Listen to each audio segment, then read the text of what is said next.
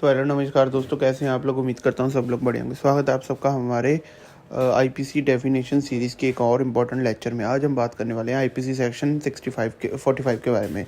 ये section life शब्द को डिफाइन करता है। सुनने में सिंपल लगता है लेकिन क्रिमिनल लॉ में इसका बहुत गहरा इंपॉर्टेंस है, स्पेशली होमिसाइड, मर्डर और कल्पेबल होमिसाइड जैसे ऑफेंसेस को समझने के लिए। अगर आप जुडिशरी, एलएलबी, क्लैट, एपीओ या किसी भी लॉ कॉम्पिटिटिव एग्ज़ाम की तैयारी कर रहे हो तो यह लेक्चर आपके लिए बहुत इंपॉर्टेंट है।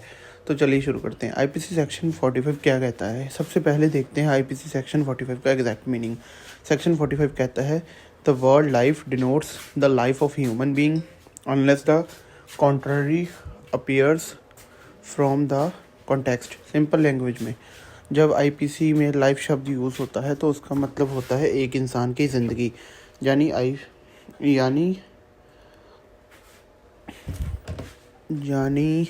आईपीसी में लाइफ का मतलब ह्यूमन लाइफ है, ना कि एनिमल लाइफ। ह्यूमन बीइंग का इम्पोर्टेंस सेक्शन 45 क्लियरली बताता है कि लाइफ का मतलब ह्यूमन लाइफ है। अगर कोई इंसान किसी जानवर को मार देता है वो मर्डर नहीं होगा, क्योंकि मर्डर ह्यूमन लाइफ के खिलाफ ऑफेंस है। एनिमल किलिंग अलग लॉज के अंडर आता है, जैसे prevention of क्रूरलिटी of animals act. इसलिए आईपीसी के कॉन्टेक्स्ट में लाइफ का मतलब हमेशा ह्यूमन लाइफ माना जाएगा जब तक कॉन्टेक्स्ट कुछ और ना कहे, unless the contrary appears from the context. अब डेफिनेशन का सबसे important part, unless the country appear from the context, यानी अगर किसी स्पेसिफिक सेक्शन में कॉन्टेक्स्ट कुछ और इंडिकेट करता हो तो लाइफ का मीनिंग चेंज हो सकता है, लेकिन normally default meaning human life ही होगा। ये लाइन इंटरप्रिटेशन के लिए बहुत इंपॉर्टेंट है। कोर्ट जब किसी सेक्शन को इंटरप्रेट करती है तो वो कॉन्टेक्स्ट देखती है। अगर कॉन्टेक्स्ट क्लियर है तो क्लियर है कि बात ह्यूमन लाइफ की हो रही है तो सेक्शन 45 अप्लाई होगा। सेक्शन 45 का कनेक्शन होमिसाइड से।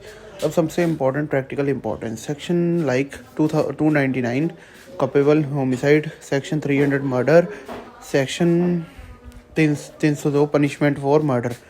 इन सब सेक्शन में डेथ और लाइफ का कंसेप्ट डायरेक्टली इन्वॉल्व होता है। अगर विक्टिम ह्यूमन बॉडी बीइंग है तो मर्डर या कैपेबल होमिसाइड बनेगा। अगर कोई अनबॉर्न चाइल्ड की बात हो तो वहाँ अलग सेक्शन अप्लाई होते हैं।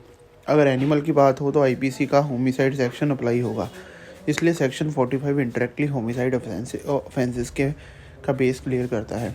एग्ज़ाम ओरिएंटेड क्वेश्चन, जुडिशरी और एलएलबी एग्ज़ाम में कैसे क्वेश्चन आ सकते हैं। डिफाइन लाइफ अंडर आईपीसी, क्या आईपीसी में लाइफ का मतलब एनिमल भी होता है। सेक्शन 45 का इंपॉर्टेंस क्या है। आईपीसी में पर्सन शब्द भी यूज़ होता है। पर्सन में कंपनी या एसोसिएशन भी आ सकती है, लेकिन लाइफ सिर्फ ह्यूमन बीइंग की होती है, कंपनी का लाइफ नहीं होता। एनिमल का लाइफ आईपीसी में होमिसाइड कॉन्टेक्स्ट में काउंट नहीं होता। ये डिफरेंस एग्ज़ाम में लिखना बहुत इंपॉर्टेंट है। प्रैक्टिकल कोर्ट व्यू, कोर्ट जब होमिसाइड केसेस देखती है तो सबसे पहले ये देखती है कि अब विक्टिम एक ह्यूमन बीइंग था। अगर हाँ तो सेक्शन 299, 300, 302 अप्लाई हो सकती है। तो आईपीसी के ऑफेंसेस अप्लाई नहीं होंगे। इसलिए सेक्शन 45 का एक फंडामेंटल डेफिनेशन है। ठीक है, चलिए जल्दी रिवाइज करते हैं। IPC section 45 defined life is equal to life of human being. Animal life include life नहीं होती। कॉन्टेक्स्ट के हिसाब से मीनिंग चेंज नहीं हो सकता। मर्डर और होमिसाइड ऑफेंसेस में इसका डायरेक्ट इंपॉर्टेंस है। मिलते हैं नेक्स्ट वीडियो में।